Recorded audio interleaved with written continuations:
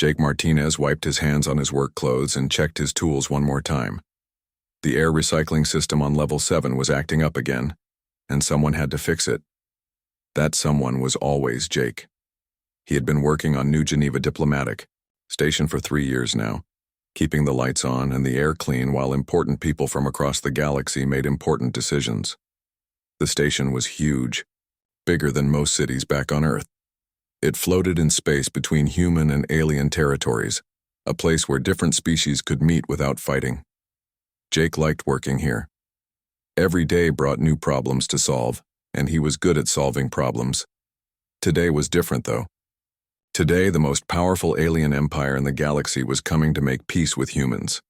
The Veltar Empire controlled hundreds of worlds, and their princess was coming to sign a treaty. Jake had heard the other workers talking about it all. Weak. Most of them were scared. The Veltar were not like other aliens. They could read minds. They were tall, strong, and had never lost a war. Their skin was blue-gray and they had 4 arms instead of 2. But what really scared people was their eyes. Veltar eyes could see right into your thoughts, or so everyone said. Jake finished fixing the air system and packed up his tools. His shift was over, but he was hungry. The workers' cafeteria was closed for cleaning, which meant he would have to walk all the way to level 12 for food. He was tired and his feet hurt, but a man had to eat. He took the elevator up and walked through the corridors. The station was busier than usual. Diplomats and guards moved around in groups, all looking serious and worried. Jake paid them no attention. He had learned long ago that important people usually ignored maintenance workers, and that was fine with him. As he walked, Jake noticed something strange. The hallways were decorated with flowers and banners from different worlds. Security guards stood at every corner, more than he had ever seen before. The alien princess must have already arrived. Jake reached level 12 and looked for the dining hall. He had never been to this part of the station before. Everything looked fancier here. The walls were made of real wood instead of metal, and the lights were softer. This was where the diplomats ate, not the workers. He found the right door and looked inside. The room was full of people sitting at long tables. Humans in their best uniforms sat next to aliens he had never seen before. Some had tentacles instead of arms. Others had scales or fur. The air smelled like expensive food and alien spices. Jake was about to leave when he heard a sound from above. One of the air vents was making a noise it should not make. He knew that sound. It meant the system was about to break down completely. If it failed during this important dinner, it would be a disaster. He looked around for another way in, but this was the only entrance he could see. Jake made a decision. He would go in, fix the problem quickly, and leave before anyone noticed him. Important people never paid attention to maintenance workers anyway. Jake walked into the dining hall carrying his tool bag. He moved along the wall, looking up at the vents. The noise was getting worse. He found the problem vent and pulled out his tools. To reach it, he would need to stand on something. He looked around and saw an empty chair at one of the tables. Perfect. Jake walked over and started to climb on the chair when he realized someone was sitting in the chair next to it. He looked down and froze. The person next to him was not human. She was tall, even sitting down, with blue-gray skin and 4 arms. Her hair was long and silver, and she wore clothes that looked like they cost more than Jake made in a year. Most striking were her eyes. They were large and golden, and they seemed to glow in the soft light. This had to be the alien princess everyone was talking about, Princess Zarathel of the Veltar Empire. Jake had never seen pictures of her, but who else could she be? The entire dining hall had gone quiet. Jake looked around and saw that everyone was staring at him. Humans and aliens alike had stopped eating and were watching with wide eyes. Some looked scared, others looked angry. A few looked like they were about to faint. Jake realized his mistake.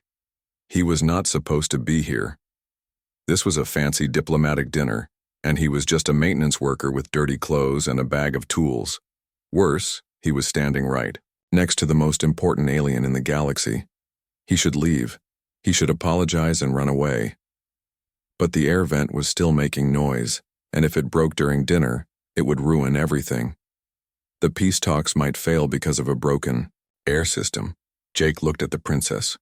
She was looking back at him with those golden eyes. He expected her to be angry or scared, but she just looked curious. Her face was calm, almost peaceful. "Sorry," Jake said quietly. "I need to fix that vent. It is about to break." He pointed, up at the ceiling. The princess looked up, then back at him. She nodded once. Jake climbed on the chair and got to work. His hands moved quickly, tightening bolts and adjusting filters. The noise stopped. The air began flowing properly again. Problem solved. He climbed down and packed his tools. The entire room was still quiet. Jake looked at the princess again. She was still watching him with those strange eyes. "Thanks for letting me fix that," he said. "It would have been loud all night if I did not." The princess tilted her head slightly. "You are welcome," she said in perfect English. Her voice was deep and musical. Jake noticed that the chair next to her was still empty. Everyone else in the room was sitting as far from her as possible. That seemed rude to Jake. She was their guest, after all. His stomach growled loudly. He had not eaten since breakfast, and it was getting late. Jake looked at the empty chair, then at the princess. She did not look scary to him. She looked lonely. "Mind if I sit?" Jake asked, pointing to the chair. "I have not eaten all day, and this looks like the only place to get food." The princess stared at him for a long moment. Then she smiled. It was a small smile, but it changed her whole face. "Please," she said, and moved one of her hands toward the chair. Jake sat down. The chair was more comfortable than anything he had ever sat in. A server appeared immediately, looking nervous but bringing him a plate of food and a cup of coffee. The room slowly came back to life. People began talking again, but Jake could feel them watching him. He did not care. The food was good and he was tired. He had work to do tomorrow and he needed to eat. "I am Princess Zarathel," the alien said quietly.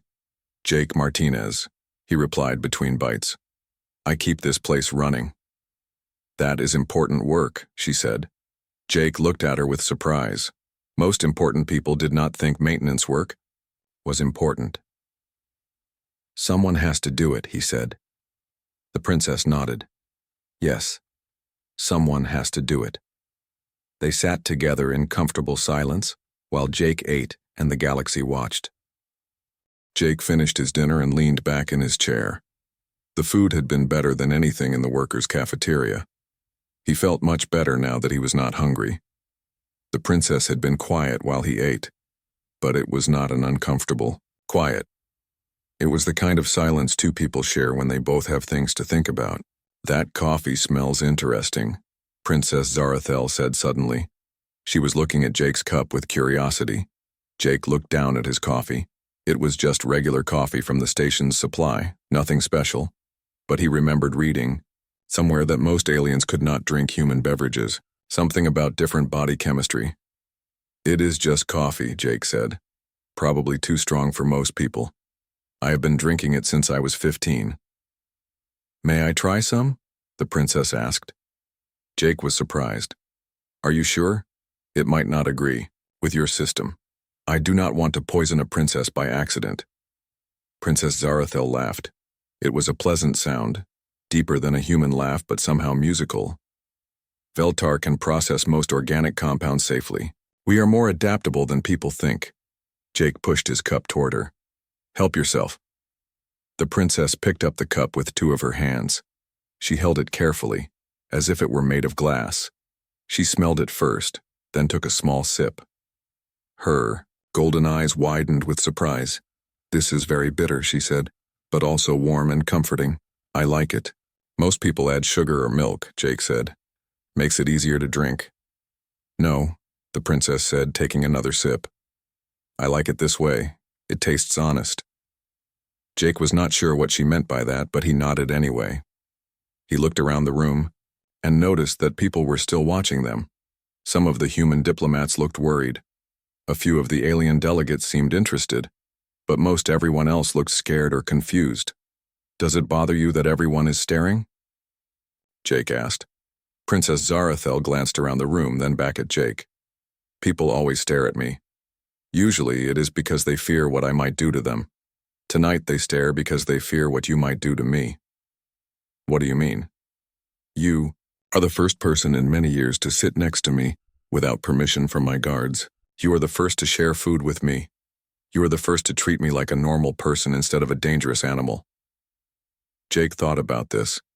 He had not asked anyone's permission to sit down. He had just been hungry and tired, and the chair was empty. Should I have asked someone first? According to diplomatic protocol, yes. You should have been introduced formally, given a background check, and briefed on proper behavior around Veltar royalty. The fact that you did none of these things should have my guards very upset. Jake looked around and saw several large aliens in armor standing along the walls. They had the same blue-gray skin as the princess, but they looked much more dangerous. They were watching Jake closely, but they had not moved toward him. Why have they not stopped me? Jake asked. Because I told them not to, the princess said simply. You have done nothing wrong. You fixed a problem, asked politely to sit, and shared your food. These are good things. A man in an expensive suit walked over to their table. Jake recognized him as Ambassador Cross, one of the top human diplomats on the station. He looked nervous and was sweating despite the cool air. Your Highness, Ambassador Cross said with a deep bow, I must apologize for this interruption. Mr. Martinez was not supposed to be in the dining hall tonight. I will have him removed immediately. Princess Zarathel looked at the ambassador with those golden eyes. Removed? Why? Well, he is not part of the diplomatic mission. He is just a maintenance worker. His presence here violates several protocols. He fixed something that was broken, the princess said calmly. Then he sat with me when no one else would. I find his company pleasant. Why should he be removed? Ambassador Cross looked like he was having trouble breathing. Your Highness, there are proper procedures for interaction between species. Mr. Martinez has not been trained in these procedures. He might accidentally cause offense. Jake started to stand up. Look, I do not want to cause trouble. I can go back to my quarters. Please stay, Princess Zarathel said, putting one of her hands on Jake's arm. Her touch was warm and surprisingly gentle. I would like to continue our conversation. Ambassador Cross opened his mouth to say something, but he was interrupted by a loud voice from across the room. This is outrageous. Everyone turned to look. A tall Veltar in elaborate armor was walking toward their table. Unlike the princess, this alien looked angry. His forearms were crossed, and his eyes seemed to glow with rage. General Kethamore, Princess Zarathel said without standing. How nice to see you. Princess, you shame yourself and our people by sitting with this human. He has not been tested or proven worthy. He could be a spy or an assassin. Jake almost laughed. The idea of him being a spy was ridiculous. He was just a guy who fixed broken things for a living. But the general did not look like he would appreciate the humor. He could be, the princess agreed, but I do not think he is. His mind feels different from the others. General Kethamore stared at Jake with undisguised hatred. All human minds are weak and chaotic. They cannot be trusted. Have you ever actually spoken with a human, General? Princess Zarathel asked. I have interrogated many human prisoners. Their minds break easily under pressure. Jake felt a chill run down his spine. He was beginning to understand why people were afraid of the Veltar. They could read minds, and they had been at war with humans until very recently. Mr. Martinez, the princess said, may I ask you something personal? Sure, Jake said, though he was not sure he wanted to know what she would ask. Are you afraid of me? Jake thought about it honestly. A little, he admitted. You could probably kill me without breaking a sweat. But you shared my coffee and said please and thank you. Polite people usually do not hurt other people for no reason. The princess smiled again. You see, General, he is cautious but not paralyzed by fear. His mind works differently than you expect. One human proves nothing, General Kethamore said. They are still a weak species. Then perhaps we should test that theory, the princess said. The general's eyes lit up with interest. What do you propose? The traditional trial. If Mr. Martinez can survive the ordeal of minds, then humans deserve our respect as allies. If he cannot, then we will know they are too weak to be trusted. Jake looked back and forth between them. What is the ordeal of minds? A test of mental strength, the princess explained. 3 of our most skilled telepaths will examine your thoughts and try to break your will. If you survive without losing your sanity, you pass. And if I do not survive, then you go insane and spend the rest of your life in a medical facility, General Kethmore said with satisfaction. Jake stared at them both. This had escalated quickly from sharing coffee to risking his mind. But he looked around the room and saw all the diplomats watching nervously. He thought about the peace talks that were supposed to happen tomorrow. If he said no, would the Veltar think all humans were cowards? What happens if I say no? Jake asked. Nothing bad happens to you personally, Princess Zarathel said. But the general and his supporters will argue that humans are too weak to be trusted as allies. The peace talks will likely fail. Jake thought about this. Millions of people on both sides wanted peace. Wars were expensive and got people killed for no good reason. If his risking his sanity could help prevent a war, maybe it was worth it. When would this test happen? Jake asked. Tomorrow evening, General Kethmore said. Before the final treaty signing. Jake looked at the princess. She was watching him with those golden eyes, but her face showed no expression. He could not tell what she wanted him to do. Okay, Jake said finally. I will. Do it. The entire dining hall erupted in surprised voices. Ambassador Cross looked like he might faint. General Kethmore smiled for the first time since Jake had seen him. Princess Zarathel leaned closer to Jake. Are you certain? This is not a small thing. Jake shrugged. Someone has to do it, right? Might as well be me. The princess stared at him for a long moment. Then she did something that surprised everyone in the room. She reached out with all 4 of her hands and gently touched Jake's face. You are either very brave or very foolish, she said softly. Probably both, Jake replied. Story of my life. Jake woke up the next morning with a headache and the feeling that he had made a terrible mistake. The reality of what he had agreed to do hit him as soon as he opened his eyes. In less than 12 hours, 3 alien telepaths were going to try to destroy his mind, and he had volunteered for it. He got dressed and went to the workers' cafeteria for breakfast. The other maintenance workers stared at him as he walked in. Word traveled fast on a space station, and everyone had heard about what happened at the diplomatic dinner. Jake, called out Pete Wilson, an older man who worked on the power systems. Are you crazy?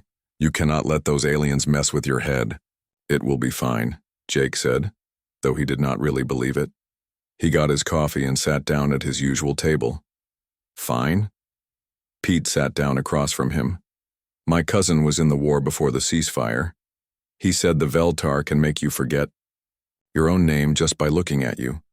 They can plant false memories or make you believe things that never happened. Jake had been trying not to think about things like that.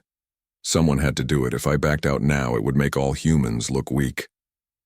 Better to look weak than to spend the rest of your life drooling in a hospital bed, Pete said. Jake finished his breakfast in silence and went to work. He had a list of repairs to do, and staying busy would keep his mind off the evening. But everywhere he went, people wanted to talk about the test. Most of them thought he was making a huge mistake. Around noon, Captain Lisa Stone came to find him. She was the highest-ranking human military officer on the station, and Jake had never spoken to her before. She found him replacing a burnt-out light panel on level 9. Mr. Martinez, she said, we need to talk. Jake climbed down from his ladder. Captain Stone was a small woman with short gray hair and tired eyes. She looked like someone who had seen too many wars. Yes, ma'am? What you did last night was either the bravest or the stupidest thing I have seen in 30 years of service. Maybe both. So everyone keeps telling me. Captain Stone studied his face. Do you understand what you have gotten yourself into? This is not just about you anymore. If you fail tonight, it gives the Veltar war faction exactly what they need to argue against the peace treaty. Jake set down his tools. War faction? Not all Veltar want peace with humans. General Kethmore leads a group that believes they should conquer us instead of allying with us. If you break during the test, he can claim that humans are mentally inferior and unfit to be partners. And if I pass, then you prove that humans are stronger than they thought. It could change how they see our entire species. Jake felt the weight of responsibility settling on his shoulders. No pressure, right?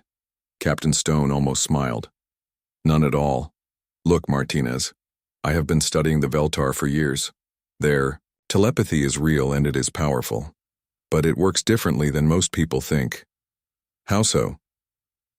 They do not actually read thoughts like words in a book. They sense emotions, intentions, and mental patterns. The reason most species break under their mental probe is because they try to hide things or fight back. That creates mental chaos, which gives the telepaths something to grab onto and tear apart. Jake thought about this. So fighting back makes it worse? Exactly, the harder you struggle, the more they can hurt you. Then what should I do? Captain Stone was quiet for a moment. I do not know. No human has ever been tested this way before. But I do know that you impressed Princess Zarathel last night, and she understands Veltar minds better than anyone. As if summoned by her name, Princess Zarathel appeared at the end of the corridor. She was wearing simpler clothes today, though they still looked expensive. 2 guards followed her at a respectful distance. Captain Stone, the princess said with a nod. Mr. Martinez, may I speak with you privately? Captain Stone looked between them. I will leave you two alone. Martinez, remember what I told you. The captain walked away, leaving Jake alone with the princess and her guards. Princess Zarathel moved closer, and Jake noticed that her golden eyes looked troubled. You did not have to do this, she said quietly. I could have found another way to handle General Kethmore. Too late now, Jake said. Besides, you were right. Someone needs to prove that humans and Veltar can work together. Might as well be me. You do not understand what you will face tonight. The 3 telepaths chosen for your test are among the most powerful of our kind. They have broken the minds of trained warriors and experienced diplomats. Jake leaned against the wall. Then why did you suggest the test in the first place?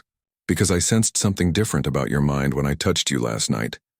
Human thoughts are usually chaotic and scattered, difficult for us to read clearly. But yours felt organized somehow. Purposeful. I am just a maintenance guy. I fix things for a living. Nothing special about that. Perhaps. But I think the way you approach problems might be exactly what you need tonight. Princess Zarathel paused. There is something else. General Kethmore chose the 3 telepaths. Himself. He wants you to fail. Jake was not surprised. Any advice on how to not fail?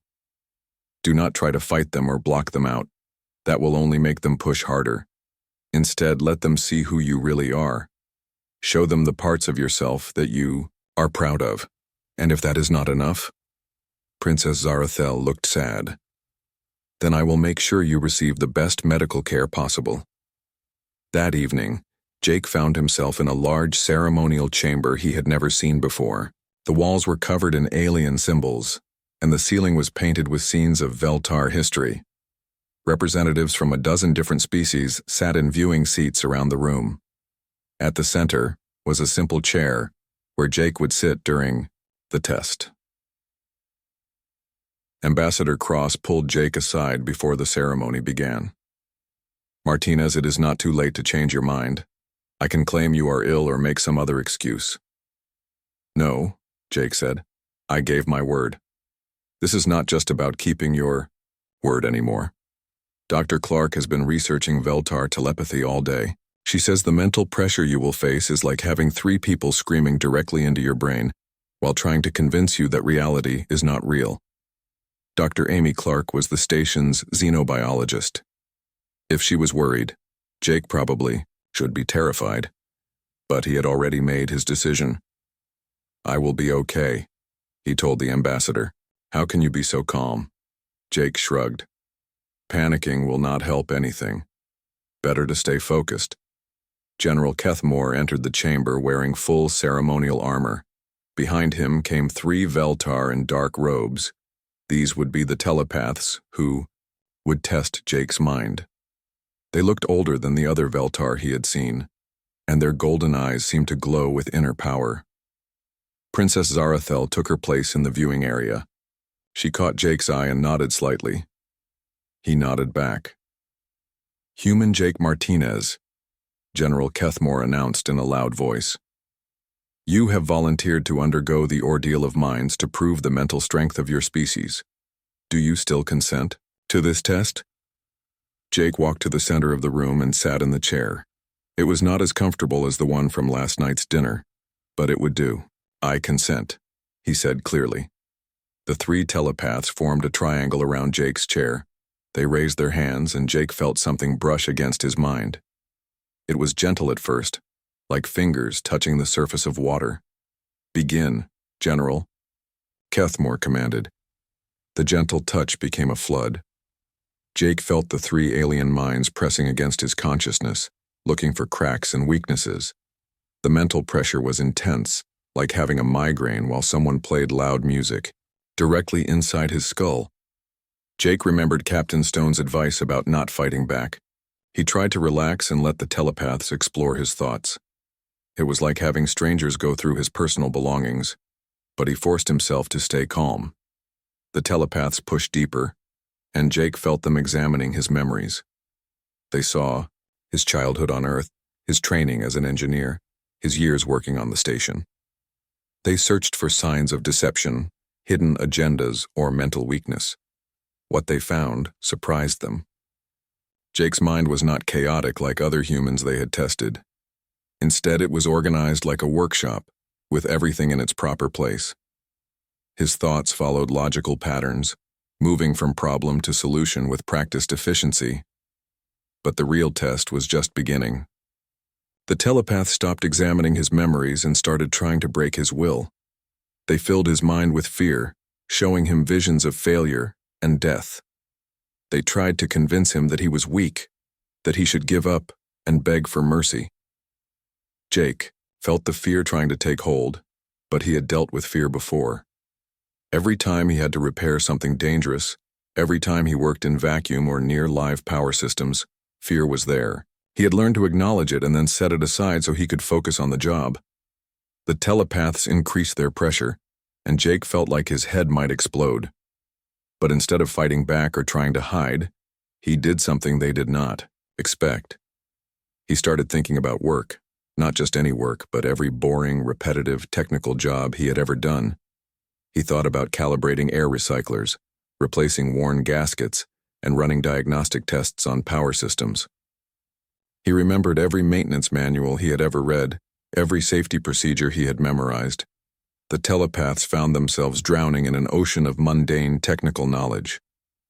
Instead of the chaos and fear they were used to finding in human minds, the ceremonial chamber erupted in excited voices as delegates from various species began talking all at once. Jake sat back down in the chair, feeling dizzy. The mental test had taken more out of him than he wanted to admit. His vision was blurry, and his hands were shaking slightly. Princess Zarathel rushed over to him, her guards close behind. "Jake, are you hurt? How do you feel?"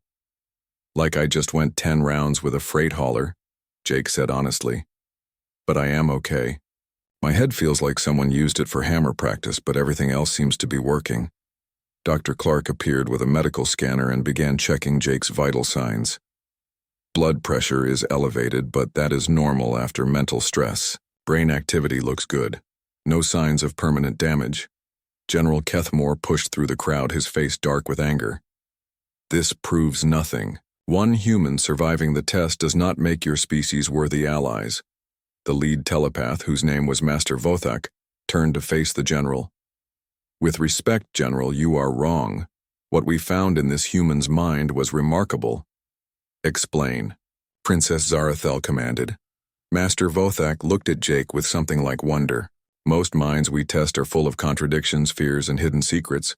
They try to hide their true nature from us, which creates weakness we can exploit.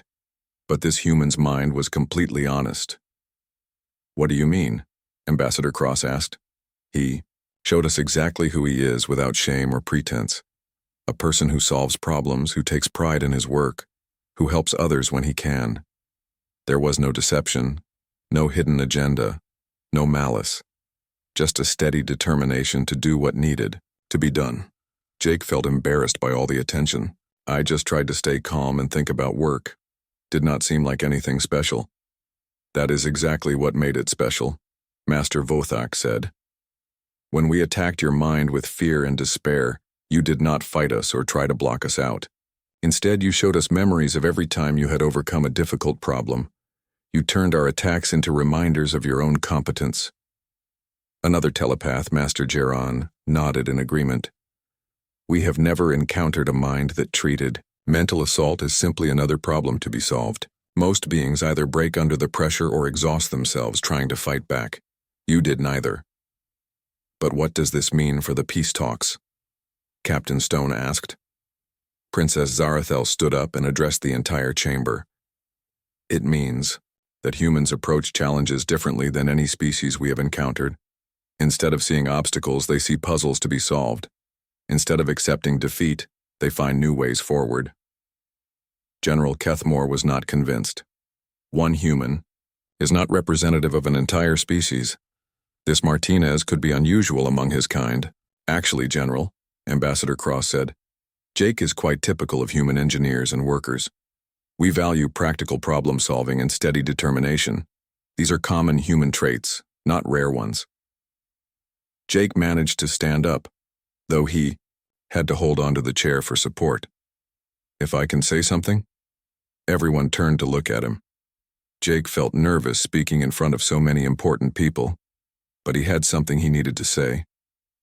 I am not special, he began. I am just a guy who fixes things for a living. But I think that is exactly why this worked. See, when you spend your days solving problems, you learn that there is always a solution. It might not be obvious, and it might take some time to find, but there is always a way to make things work. He looked around the chamber at all the different species represented. That is how humans think about everything, not just machines. When we met the Veltar in space, we did not see enemies to be destroyed. We saw potential friends we just had not figured out how to talk to yet.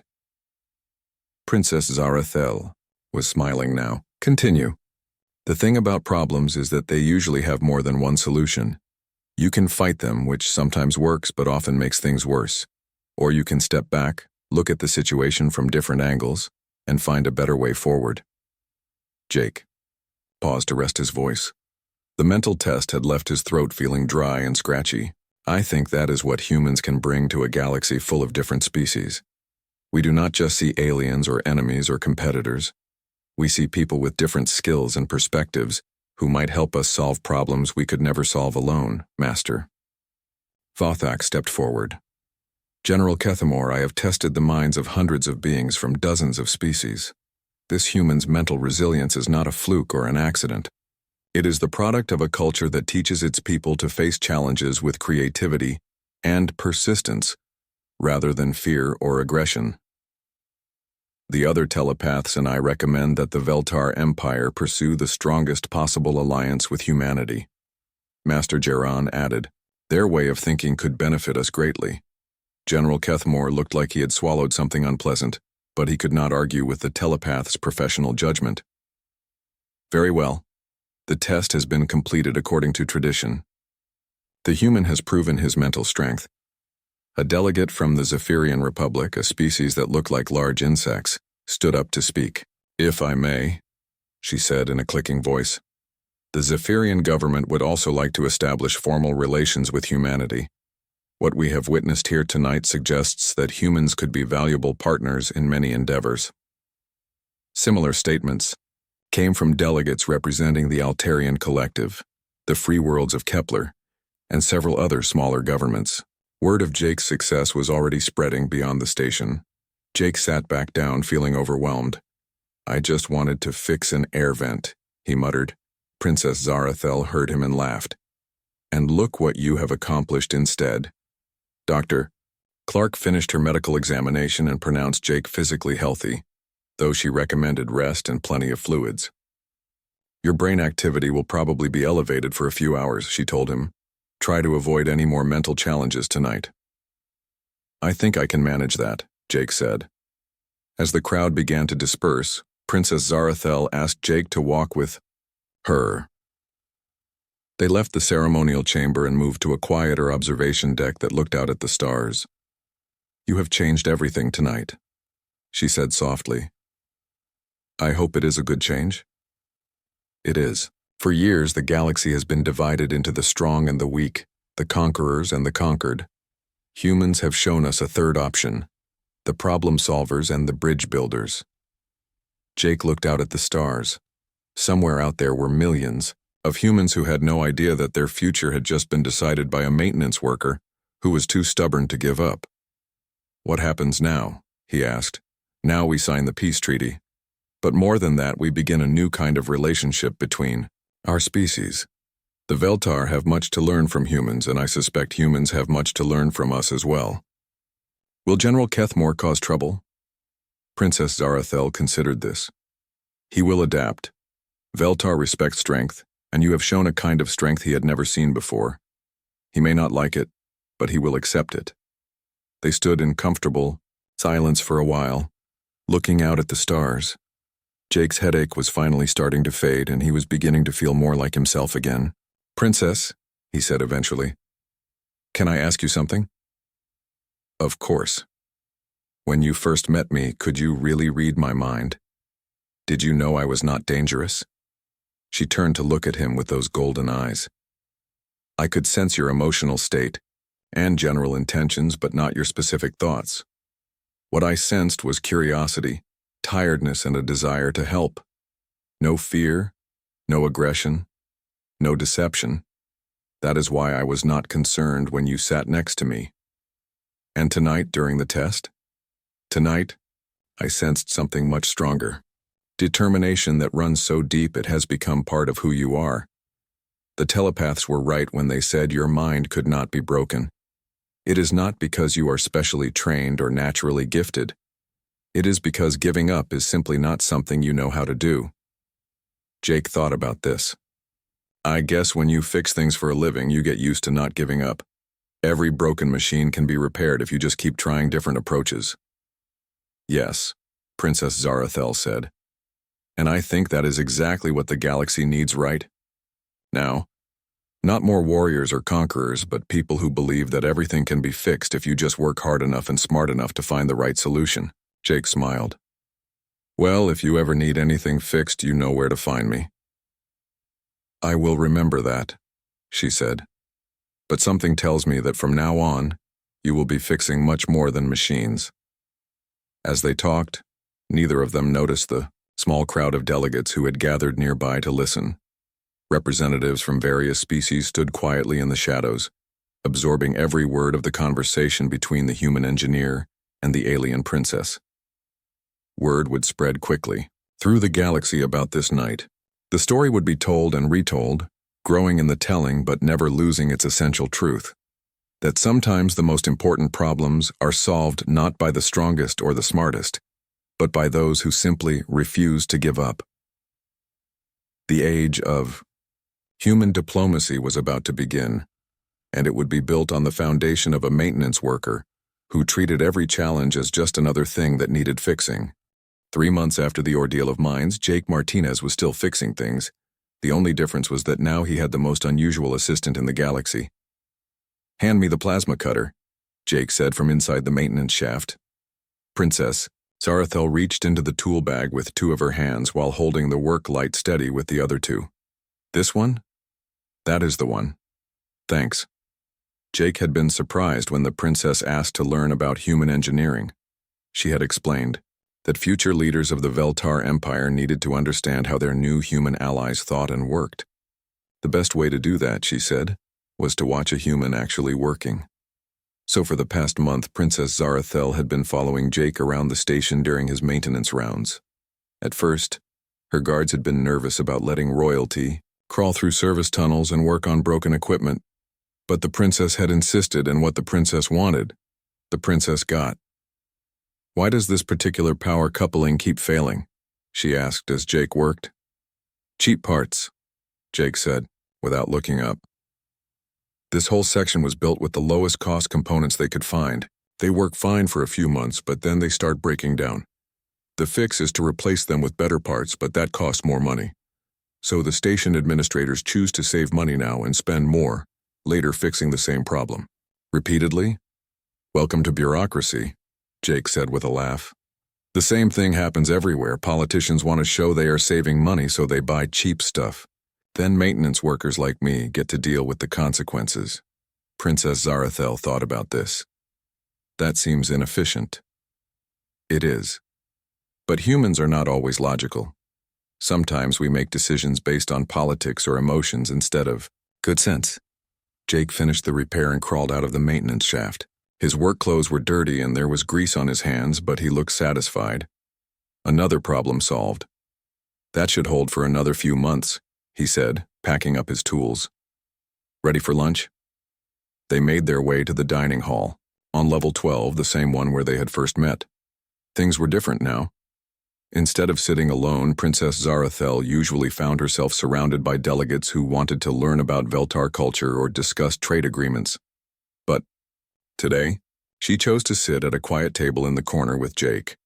They had developed a routine of sharing meals and talking about their different perspectives on life and work.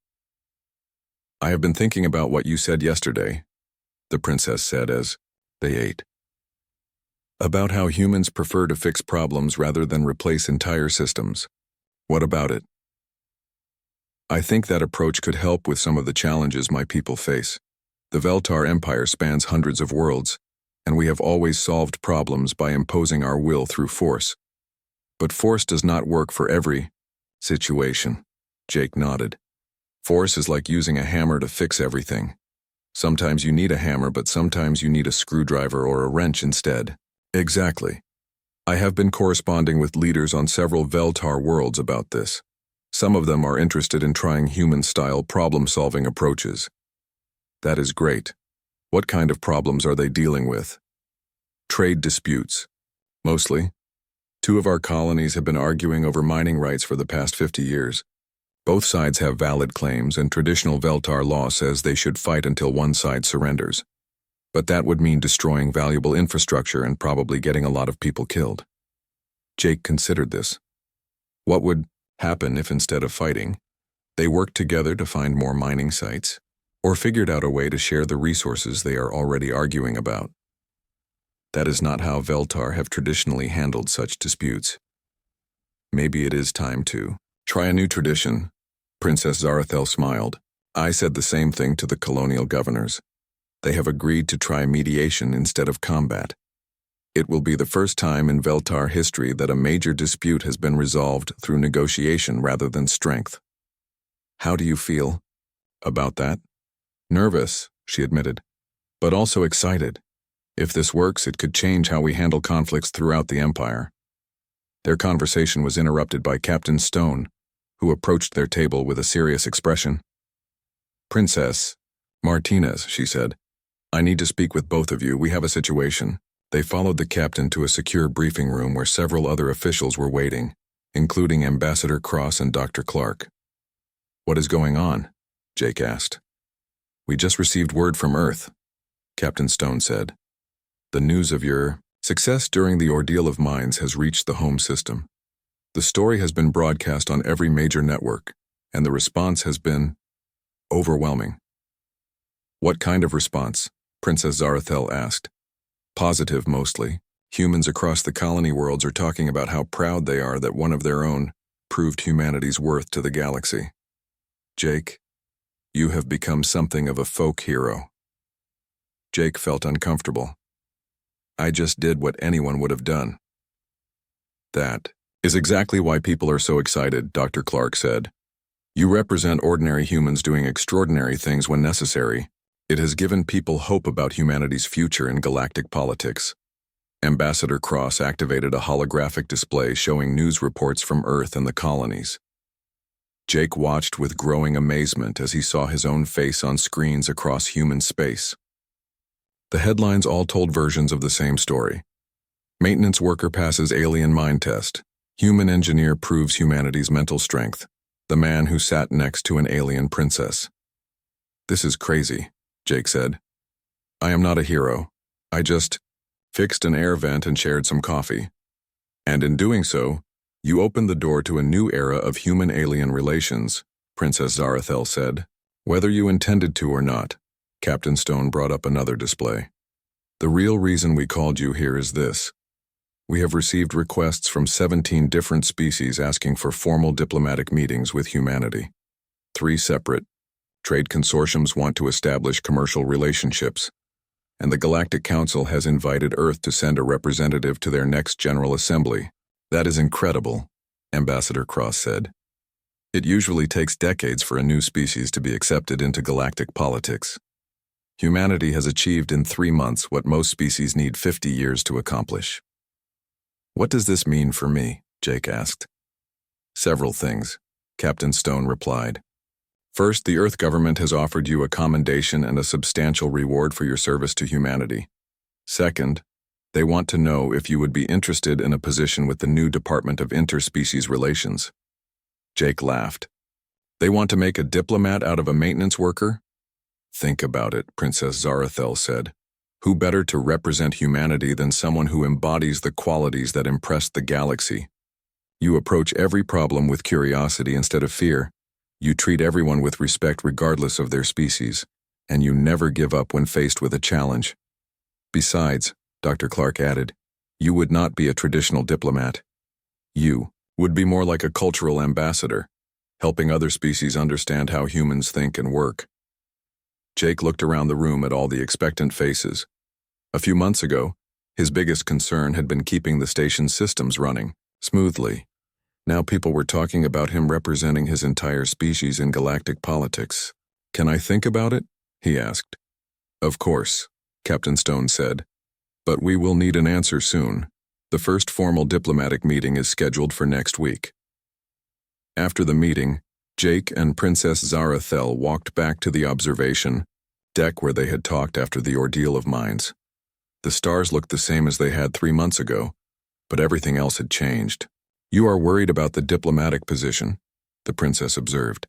"I do not know if I am the right person for that kind of responsibility. I am just a guy who fixes things."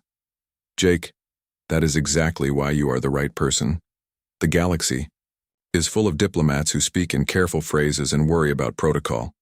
What we need are people who speak honestly and care more about solving problems than following rules." Jake leaned against the observation window. "What if I mess it up? What if I say the wrong thing and accidentally start a war? Then you will figure out how to fix that problem too," Princess Zarathel said simply. "That is what you do." They stood quietly for a while, watching ships come and go from the station. Finally, Jake made his decision. "Okay," he said. "I will try it. But I want to keep doing maintenance work too. I do not want to lose touch with what made me who I am." Princess Zarathel smiled. "I think that can be arranged. In fact, I have a proposal for you." "What kind of proposal?" "The Veltar Empire is planning to build a new type of space station, one designed for long-term diplomatic missions. We want to incorporate human engineering principles into the design. Would you be interested in serving as a technical consultant?" Jake's eyes lit up. "You want me to help design a space station?" "Not just any station. A place where dozens of different species can live and work together in peace. It would be the first truly integrated facility in galactic history." Jake grinned. "Now that sounds like a problem worth solving." 6 months later, Jake Martinez stood in the main assembly hall of Harmony Station, the new multi-species diplomatic facility orbiting the neutral world of Kepler Prime. The station was a marvel of